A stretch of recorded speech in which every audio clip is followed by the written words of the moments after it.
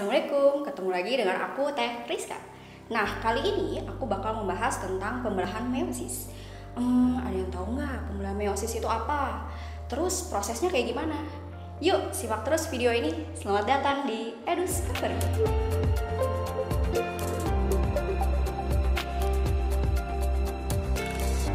Pembelahan meiosis merupakan pembelahan sel yang terjadi di sel gamet atau di sel kelamin kita.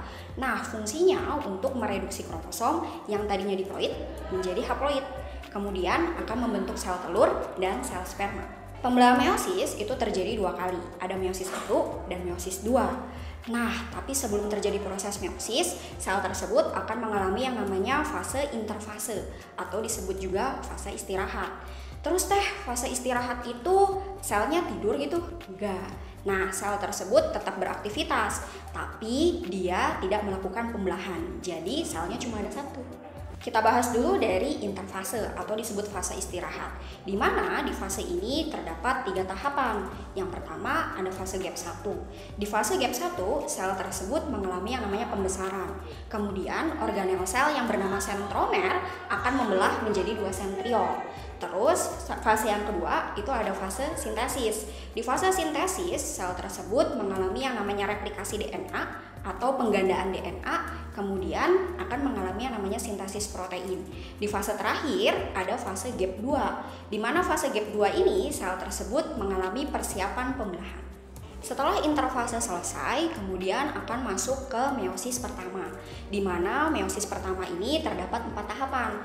Ada profase 1, metafase 1, anafase 1, dan telofase 1. Pertama, kita bahas profase 1. Profase 1 ini merupakan tahapan yang paling panjang. Kenapa? Karena di dalamnya ada 5 tahapan lagi. Ada leptoten, zigoten, pakiten, diploten, dan diakinesis. Atau aku singkat sebagai lazy padidi. Biar hafal ya. Tahap leptoten, kromatin, benang-benang kromatin tadi akan berkondensasi menjadi kromosom. Kemudian di tahap yang kedua yaitu zigoten, nanti kromosom homolog itu akan saling mendekat, kemudian membentuk sinapsis. Nah, ketika saling mendekat itu mereka menempel seperti resleting, jadi dari bawah ke atas gitu.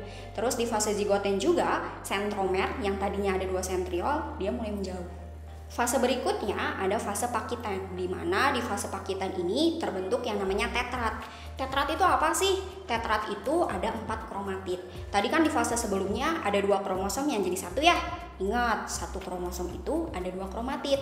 Karena ada 2 kromosom yang menempel, jadi ada 4 kromatid atau disebut dengan tetrat. Nah, fase berikutnya ada fase yang namanya diploten. Di fase diploten, kromosom homolog yang tadinya sudah menempel, dia akan mulai menjauh.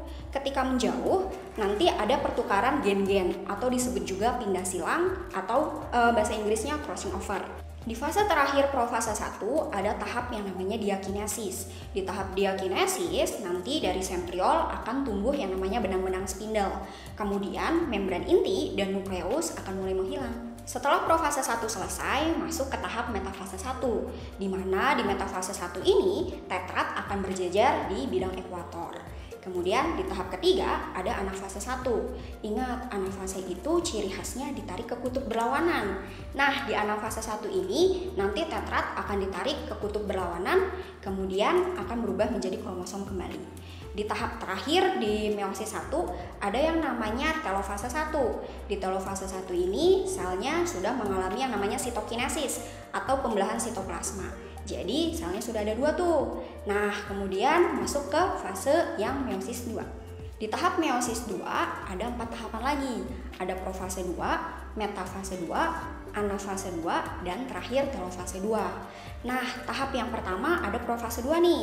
Ingat, di profase 2 ini sudah ada 2 sel ya. Kemudian di profase 1, sentriol yang tadinya menyatu, dia akan mulai menjauh. Di fase selanjutnya ada metafase 2. Di metafase 2, kromosom akan berjejer di bidang ekuator. Lanjut ke tahap anafase 2. Di anafase 2, kromosom akan ditarik ke kutub berlawanan. Kemudian kromosom akan berubah menjadi kromatid. Di fase terakhir ada telofase 2, di mana di telofase 2 ini akan mengalami yang namanya sitokinesis atau pembelahan sitoplasma. Yang tadinya ada 2 sel menjadi ada 4 sel. Terus masing-masing sel nanti akan muncul membran inti dan nukleolus kembali. Jadi gimana? Udah pada paham belum tentang meiosis? Nah, jangan lupa like, comment, and subscribe media sosial EduLab Indonesia. Sampai jumpa!